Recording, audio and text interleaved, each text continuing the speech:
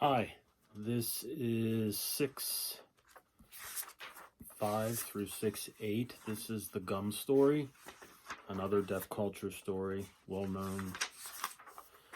Whether this ever happened, who knows, but it's a deaf culture story. So let's first go through the new vocabulary on page 319. Not new, but this is sign for boy. You know the male signs are up here. Sign for boy, from as if taking the bill of the cap. Gum is your modified X hand, like this, on your cheek, as if you're chewing the gum. We've done the next sign to get pleasure from. Remember the dominant hand over top of the non-dominant or passive, and alternating circles.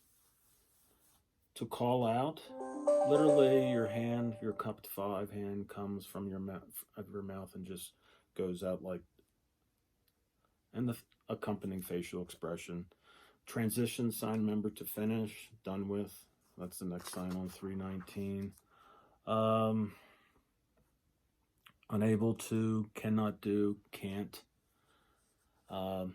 Index finger of your passive or non-dominant and the dominant index finger, and just comes down like that. So can't, and the accompanying negation, can't. To be infatuated with each other, this really is the sign for sweetheart, like that. Your modified A hands, knuckle to knuckle, and the fingers like that.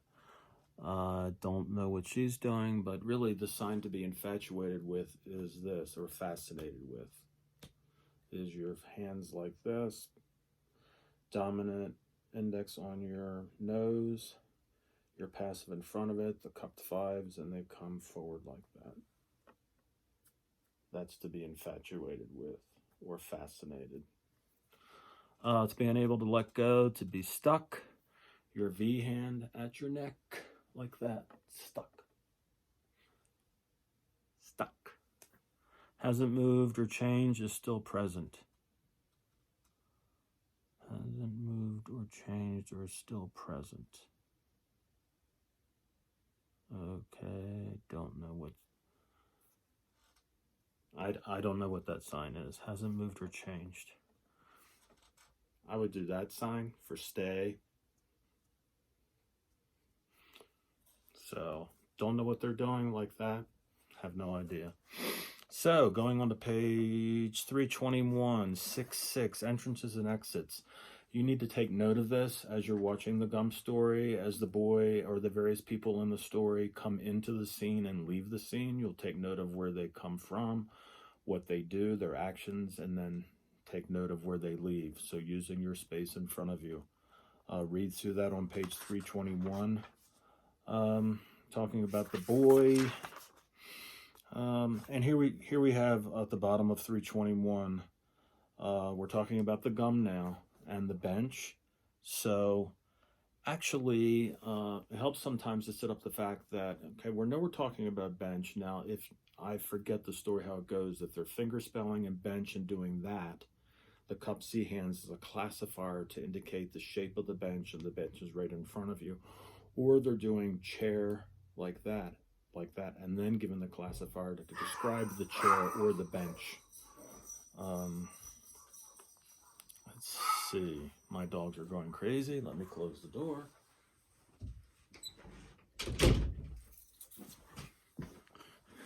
The joys of being at home. And here they're showing the bottom of 321, the bench like this, and then what she's doing, she's taking her dominant hand as to show the surface of the bench, and then the gum being stuck to the bench, just the and hand. Just imagine the piece of gum in your hand like that, and like that. She's even got the same facial expression. Going over to the next page. Let's see, we're talking about the man here, and again, this time we're talking about the ground, and you can actually use this sign for ground and then give the classifier in front of you, showing the ground in front of you, or just the ground, and then again, the passive non-dominant hand, palm down, and then the gum stuck to the ground. or had thrown it and it's stuck to the ground now. Going on to the bottom of 322, on top of 323, we have the woman entering the scene, and you'll find out what happens to the woman, find out what happens to all these people. We're talking about shoes, and we're talking about her high heel shoes, I do believe. So I think it shows in the story that she's walking in high heel shoes like that. And then the gum being stuck to the bottom of her shoe, and whether it's on the sole of the shoe, this is a locational sign. So if this is the shoe, or if this is the shoe, so if I wanted to show that it was actually stuck to the heel, the spike of the heel, I would actually like that, trying to take it off. But here it appears that it's stuck to the sole of the shoe. So the gum is here, and she's trying to pull it off. And again, we have here they're saying on page 323 that the woman is setting up the tree and the gum being stuck to the tree, with the woman using her dominant hand or arm as the tree, and the action is by the gum is happening with the non-dominant or the passive. It can go either way. I mean, you can set up the tree like right here, or since we're doing the sign like that, the tree, and then the gum like that, or I could say tree and then switch it. I think out of economy of motion, they're just using the dominant hand, since you've already set up the tree with your dominant hand with the actual sign. So the tree's here, the gum going right against the tree. The couple enter the scene. You can follow their action as they move throughout the scene. Interesting, here we're using classifiers and role shifting, where the narrator takes on the persona of the people in the scene. So here we have the girl, and she's been set up in the scene like this. There's a tree here, and the girl, she's leaning, or the tree like this, and she's leaning against the tree, or the tree like this, and just using your classifier. And they're showing here that she's using her passive hand like this as the side of the tree, the bark, and then she's like this. She's leaning against the tree. Could even do like that, or the classifier just show that she's leaning against the tree and taking on the persona or the motion. She's leaning against the tree, like that. And the boy is, you know how it is. A girl's got her hand, is leaning against the tree like this, and the boy might be a little bit taller, and he's like the tree here, and then he's got his hand on the tree. So we got the tree here, his hand on the tree, and he's talking to the girl. So he's got his hand resting on the tree. We already set up the tree in Spatial, the classifier. So the role shifting going back and forth between the girl and the boy. At the bottom of page 324, the boy enters the scene again. He's picking up the gum, and you'll see what happens in the story. Let's go on to page 325, 6-7, one person role shifting, manner of walking and becoming unstuck.